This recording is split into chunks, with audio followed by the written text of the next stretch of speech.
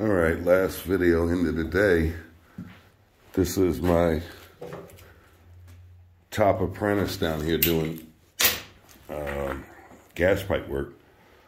Something to talk about. This little, I was looking this up last night. This rigid extreme, it's basically a spray, extreme performance. There you go. And it's basically a spray. We still have the oiler, the old-fashioned oiler. Not so old-fashioned if you're going to use it. And every now and then I'll use it if I get up above 2 inch. But remarkably, up to 2 inch, this spray that they have is works pretty good. It's not cheap, but you see, if you lay down some cardboard, you can basically catch most of the drips. And as compared to running an oil bucket or our big machine that we roll on job sites when you're doing like, when you're going to be there for 2-3 months doing hard pipe. We are basically still a hard pipe shop. We do everything, CSST, you name it, for natural gas, poly, you name it. We still favor hard pipe in a dwelling, in a building. It is hard to bid on and when you're bidding against people because they're using flex, but the track record for safety is, there's no comparison. I can't remember how many times I've gotten calls for not us doing it, or when someone requested us to use poly or flex pipe that someone put a screw through something. Even when you put it in, being careful, someone comes along who wasn't there when you put it in, and they'll do it to you. All right, so the next section went in, and now we're over here at our jog. And what's happening now, my apprentice, is actually, looks like he's dry fitting his 45s. He was just trying this one, and it's time to go, so that's too high. It looks like it's going to be, if I were to guess, that's going to be a close or a shoulder. That's what I'm guessing. That's going to go through that wall. Pipe looks good. He's got his temporary hangers up. And there are no more taps off here. Remember, originally, we were going to tap this here. Or do a 1.5 by 1 by 1.5 T and go around the wall that way. And you, like I said, sometimes your first thought is not always the best one. Take your time. All of a sudden, you might come up with something that's better. You know, and here you're going with the joist thing. Again, if you look from a distance, that joist looks like that one. They're real close. But then that one's a little higher. That one's a little higher. So we're not relying on the joist. We look for the lowest ones we can clear in the path. And then there's a simple solution. Put a level on it. And I don't have a level in my pocket, but I almost can guarantee if I put a level on that, it's level. The dwelling that you're working in, the structure, may not be level. But if you make your work level, you know, I've had that many times. If people come, oh, it's going crooked. You go put a level on it, and we're dead on. And then, you know, usually it's someone who has something to do with building. They'll say, that's not level. And then that's embarrassing to have someone put a level on our work that's dead on. And then you say, well, what happened to the building?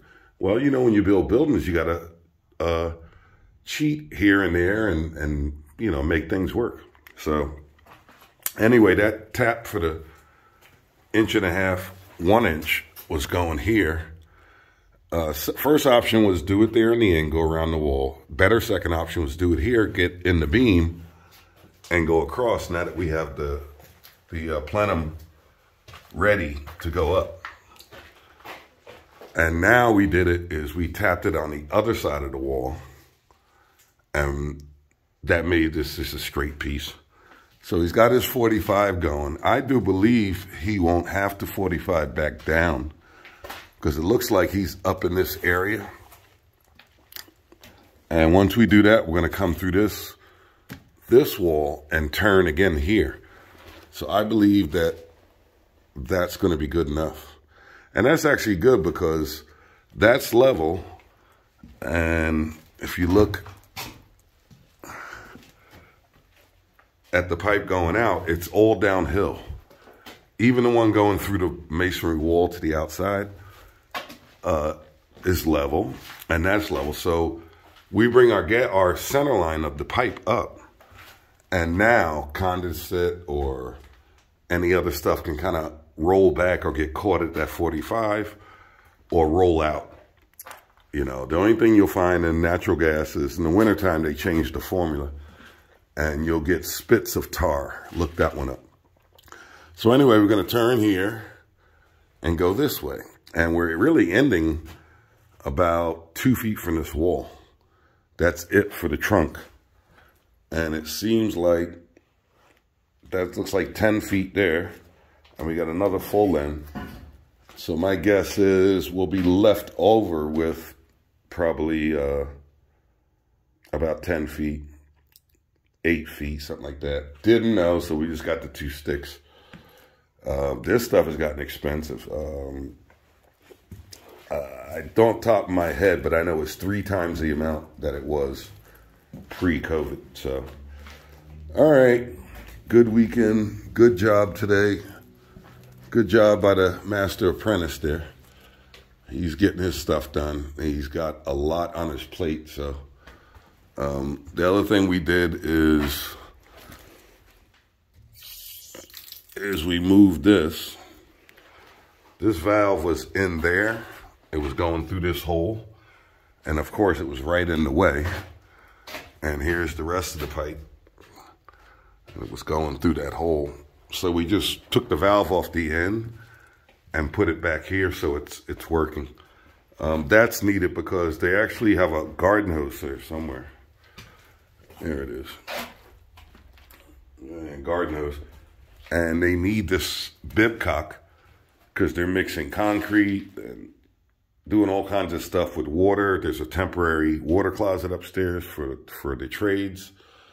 So we need running water in here. Problem is there's no heat. We've been lucky this week to be around 40s, 50s.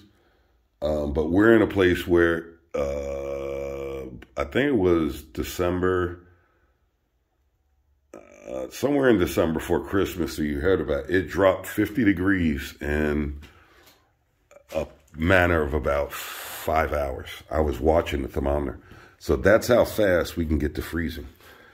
Still inside of a dwelling, you're not bad. It takes at least 2 days at 20 degrees, 15, to really start freezing things.